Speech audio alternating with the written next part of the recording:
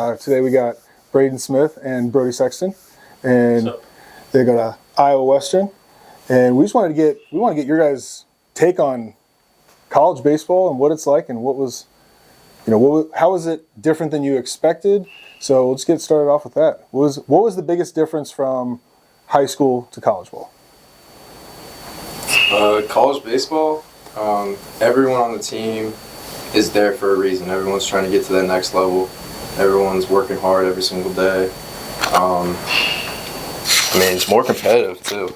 I definitely see guys that are on the mound that are competing for their future while you're in the box trying to compete for your future. So it's just a head-to-head battle, and it's awesome to see. So I know the biggest difference is for me was preparation, the attention to detail. When I got out of high school, I was I don't even know what else there is to learn. But then you get there and you're holy moly, I don't know anything. So I think the just next level of knowledge and preparation of the attention to detail of what you're doing. How do guys handle that pressure? How do you guys think they handle it? It's either. What kind of examples have you seen? Yeah, have you guys seen guys where that doesn't go well? Yeah, I think it's just more of a mental battle. It's kind of just it's a sink or swim thing of just you either do what it takes or you don't care enough to do what it takes. Mm-hmm. What were points when you were okay, this is getting hard, and I just got to keep going? Did either of you guys get to points like that? I would say the beginning of the season for me this year.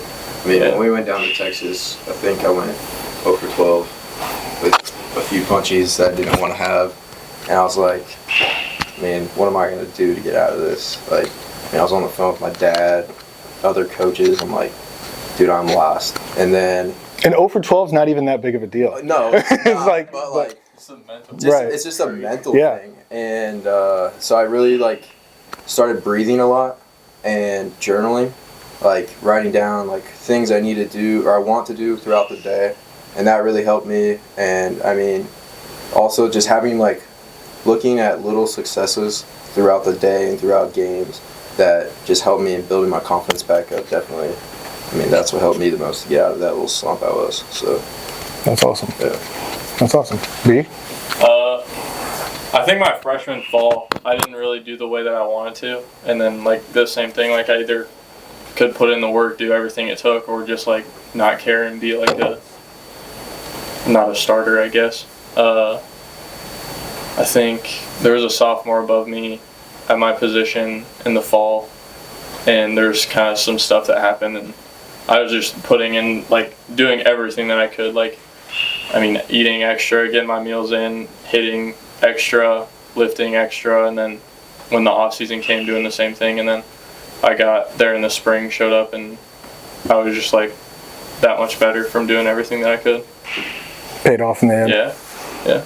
But so that's obviously a more serious look at the ins and outs and the grind of it all. What are some fun things? What are some things where you were okay, this is different than high school, but this is fun? I think the road trips more than anything. Yeah. Staying in hotels and everything, you just get that much closer of a bond, just hanging out every single day in the locker room, living together in it was the bricks, now the suites. Just being around each other 24/7 is just the main thing. What non-baseball stuff do you guys do the most together? Go eat a lot. Go play eat. Pool in the locker room. Yeah. Play pool? Who's the best pool player? It's me for sure. Bro, nah, it's not. No, we played earlier today. I beat him 3 times. Three times. For sure. So when you guys are playing at the JUCO level, a lot of guys don't understand the differences when they're coming out of high school, right? What kind of things did you not expect to see at the JUCO level that you were oh, this is big boy baseball? Did you expect it to be as hard as it was? I would say the same thing I said the first time, just the attention to detail of how professional our coaches take everything. It's not just oh, you can hit and step in whenever you want, but it was just you're competing for your you said, your future, your future spot. Mm-hmm. And it just made it that much more pressure, I guess. In terms of competition though, when you saw it, was it the level you thought it was going to be? Did you kind of go into it with a mindset of I got this? Or was it Not really. I didn't really know what to expect because, I mean, at Iowa Western, you kind of have a target on your back because you're one of the top programs in the country. So, I mean, you're getting everyone's best almost every day. So, I think that was, again, that's like the kind of pressure where you kind of need to put in the preparation, do everything that you can do so you're ready. Yeah. I mean, just like you said, I think that, like, just, like, I would say you definitely run into pitchers that are like, this guy's at a JUCO, like, this guy's legit. And what's he doing here? Yeah, like, just like that, like, this guy's legit, like, you know, especially when we went down to Texas, like, you run into some good teams there. We run into good teams in our conference, like that. But then you also run into teams that are just like, come on. But like, I was kind of expecting like, somewhat like high school. You know, you got some good guys. You know, you got guys in high school that are going D1. Like, you'll see those guys. But definitely in college, you see more, I would say, change-ups than in high school.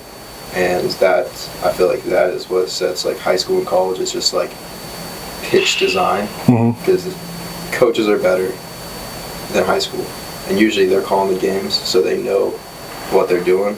And I'd say that's probably like the big thing, is like pitches and stuff. What do you guys use for your pitch calling? We use pitch comp. Pitch comp? What's it called? Go route. Go route. It's Okay. like a wristband thing you can see. Yeah. No, so like digital. It's like a little Apple Watch. It'll Yeah. be like Yeah. That's pretty fastball, nice. Nice. curveball, something like that. Those are cool. So you kind of, I mean, for you, Iowa Western's kind of down the street. How was your journey to Iowa Western being from Arizona? So it's a crazy story. So the coaches at Iowa Western now were at Yavapai to JUCO in Arizona, and like we were like my freshman year, we were like a week and a half from moving in, and they called me and they're like, we're going to Iowa Western. And I was like, oh, what the heck, you know? Like, I'm like a week away. I don't know. I've never heard of Iowa Western before. They called me and told me about it. And so they told me that they wanted me at Iowa Western, and I chose to come. And I mean, I never regretted it since. It's definitely a long drive.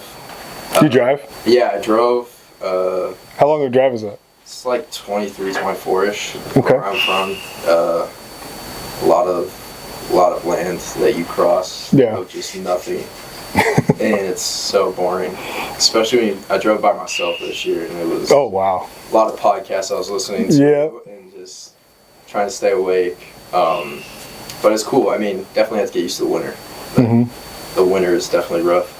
I would say you haven't had winter like that before. I mean, my mom's from Montana, so I experienced... Okay. I experience snow sometimes, but like, never playing baseball Not playing in it, yeah. in that kind of weather, for sure. I mean, I think the coldest game I ever played in Arizona was like 55, maybe 60. But when I came here, I was It was like, snowing the other day, like Yeah, 3 it was weeks ago. snowing It was on snowing us. during our game. I was like, this is not it for sure, but it's fun. That's awesome. When you guys have guys on campus for like recruiting visits and stuff, what are the main things of the program that you try to get across to them? I would say like respect. Like I was always taught, like my dad always taught me, when you shake a person's hand, you always look them in the eyes. And I feel like that's our main thing, is like just like trying to, especially the parents and the kid that's coming, is show them that we respect you and like want you to be here and just be like well behaved, I guess you could say. Like we're here for a reason, and that's why you're here, is because the coaches believe that you're here for a reason. That's good stuff. So, Have you guys gotten to take many guys on visits? We don't really do it. We'll see them around and everything. Like, they'll come in the dugout sometimes, like for practice, sometimes for games, but like we don't walk people around. Okay. Yeah. What's the best, like, if you had to bring a recruit to campus for something and you wanted to show them the best thing that you guys have, baseball-wise? probably walked through Our field. Like Our everything. field, yeah, I And mean, the welly, dude. we're definitely blessed with some Yeah. very nice facilities. Yeah.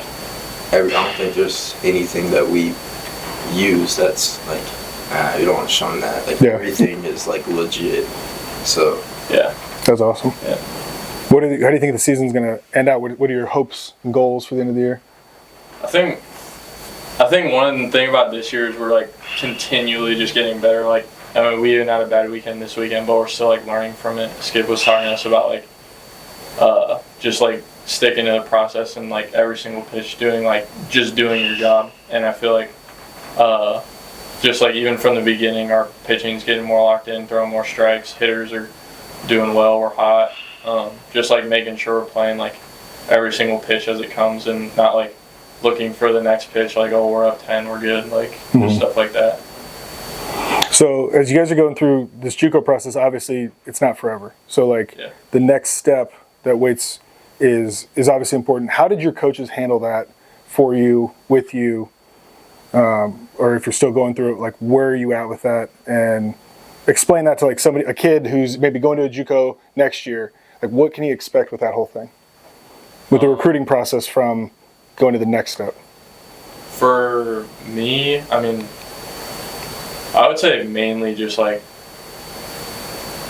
I don't know, just like don't worry about it. Like it'll come if you're doing the right things. Like if you're preparing and just playing well, like you can get so wrapped up in it. I almost got myself in a rut even this fall, like just worrying about that, like spending too much time just worrying about the wrong things. But just make sure your mind's right, like on the field and in your preparation. And our coaches did a good job of like sharing stuff, but like also not like giving up everything, just getting yourself in a spiral. But I would say just like every like day in day out, just doing your job, because that's at the end of the day that's what matters, like whether you can perform on the field. So like wrapping yourself around like what school you're going to, who thinks you're good enough to go to that school. I mean, that's just really pointless and nothing that you can even control. So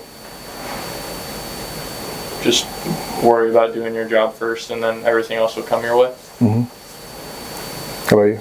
I would say be patient. I mean, that's like the biggest thing, is just trying to stay present at where you're at and just focus day to day, pitch by pitch, stuff like that. I mean, I'm still uncommitted, and I'm just being patient. Head coach, or especially our head coach, he does a great job with us, just keeping us like staying present and not trying to worry about this stuff. I mean, he's a coach where you can just go knock on his door and just say, "Can we talk?" And he'll always be like open to talk, even if it's not about your next spot or the game. Even baseball. Even baseball. You can just go talk with him, and he's a good guy. I would just say be patient and stay present. Just that's what I have to say. Good stuff, man. Our last question is going to be, you get to go back and talk to your high school self for 25 minutes about what you were doing training baseball-wise. What do you tell yourself? Training baseball-wise? Like, what are things that you focused on that maybe were a waste of time, or things that you wish you would have focused on more? You go first. I would tell myself, don't do bodybuilding. Because, man, my flexibility is horrible. Don't do bodybuilding, and catch more. Don't play middle infield. Okay. Yeah. Catch more, don't. Oh, okay. Because I was playing short and third, but I would say definitely catch more. Shoot. I don't know.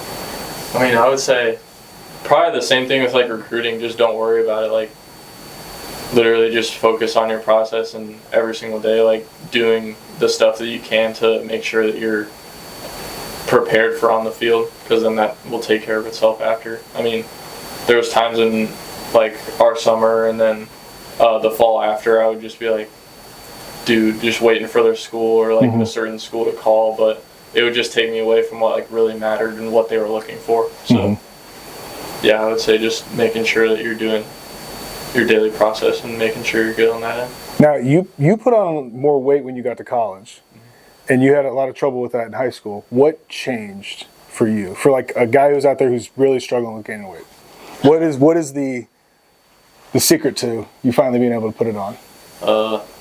Definitely not skipping meals. That was like a big thing, and not eating so like, I mean, not like going completely off the rails, but like not eating so clean, I guess. Like at the CAF, we got an ice cream station. I would get ice cream like twice a day, drink chocolate milk every day, like 2 glasses every meal. It was just like just doing enough to what it takes. Like you can make excuses or you can just like do it. It's same thing, like the type of pressure that baseball brings, you can just either like let stuff come to you as it is, or just like do everything you can to prepare yourself for it. Good stuff, guys. Well, we appreciate having you on. Thank you for joining us on the Chips podcast. Again, we got Brody and Brayden, and I'm Swag and Chase. We'll join you next time.